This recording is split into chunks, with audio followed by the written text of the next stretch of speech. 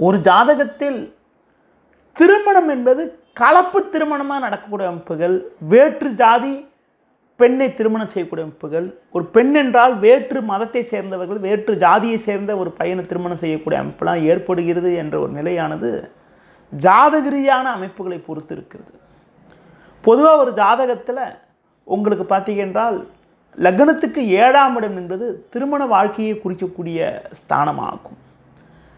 அதுபோல ஆண்களுக்கு கலத்தரக்காரகன் சொல்லக்கூடிய கிரகமான சுக்கிரனும் பெண்களுக்கு செவ்வாயும் மிக மிக முக்கிய பங்கு வகிக்கிறது. எந்த ஒரு ஜாதகத்தில் உறவுகளை குறிக்கக்கூடிய கிரகம் சொல்லக்கூடிய சூரியன், குரு போன்ற கிரகங்கள் பலகீனமாக இருந்து பகை பெற்றிருந்து, சூரியன் ராகுசாரம் பெற்றோ, குரு ராகுசாரம் பெற்றோ, குரு பகை பெற்றோ இருந்து, அதுபோல் சந்திரன் பகை பெற்று பகை நட்சத்திரம் போய் அமைய பெற்று, லக்னத்துக்கு 7ஆம் வீட்டில் சனி ராகு கேதுவுடைய ஆதிக்கம் அதிகமாக இருக்கிறதோ, சனி ராகு கேதுவுடைய ஆதிக்கம் அதிகமாக இருக்கிறதோ அவங்களுக்கு கலப்பு திருமணம், விருப்பத்தின் மேலே திருமணம் ஏற்படக்கூடிய அமைப்பானது உண்டாகிறது. ஒரு பெண்ணுடைய ஜாதகத்தில் 7ஆம் வீட்டில் சனி பலமாக இருந்தாலோ, ராகு பலமாக இருந்தாலோ, கேது பலமாக இருந்தாலோ, அதுபோல் ஒரு பெண்ணுடைய ஜாதகத்தில் செவ்வாய் கூட சனி சேர்ந்திருந்தாலோ, செவ்வாய் கூட ராகு சேர்ந்திருந்தாலோ, செவ்வாய் கேது சேர்க்கை பெற்றாலோ, இந்த மாதிரி நிலையில் அவங்களுக்கு உறவில் திருமணம் செய்கிறத விட ஒரு வேற்று ஜாதி, வேற்று பிரிவு, ஒரு உட்பிரிவு இந்த மாதிரிலாம் கல்யாணம் பண்ணிக்கின்ற பொழுது திருமண வாழ்க்கை நல்லா இருக்குது. பொதுவாக சனி ராகு கேது ஆகிய கிரகங்கள் வேற்று ஜாதி, வேற்று பிரிவு கொண்ட நபர்களை குறிக்கக்கூடிய கிரகமாகும்.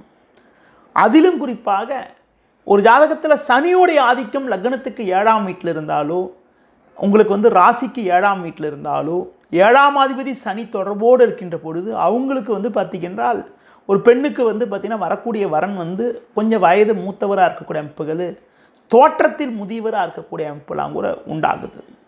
அதுபோல் ஒரு ஆணின் ஜாதகத்தில் 7ஆம் வீட்டில் சனி நல்ல பலமாக இருக்கின்ற பொழுது, அதுபோல் சனி 7ஆம் வீட்டு அதிபதியோடு சேர்ந்திருக்கின்ற ஜாதக நேயர்களுக்கு உங்களுக்கு சம வயது உள்ள பெண், ஜாதகர் என்ன வயசா அதே வயசு உள்ள பெண்ணை திருமணம் செய்யக்கூடிய அமைப்புகள். அடுத்து குறிப்பாக அந்த ஜாதகர் யாரை கல்யாணம் பண்ணுறாரோ அந்த பெண்ணுக்கும் அந்த பையனுக்கும் ஒரே வயசாக இருக்கிறது. ஒன்று வரக்கூடிய மனைவி கொஞ்சம் வயசு கொஞ்சம் மூத்தவங்க, 1 மாதம் 2 மாதம் மூத்தவங்க, 1 வருஷம் மூத்தவங்க, அந்த மாதிரி நிலையெல்லாம் கூட 7 சனியோடைய ஆதிக்கம் வருகின்ற பொழுது ஏற்படுகிறது.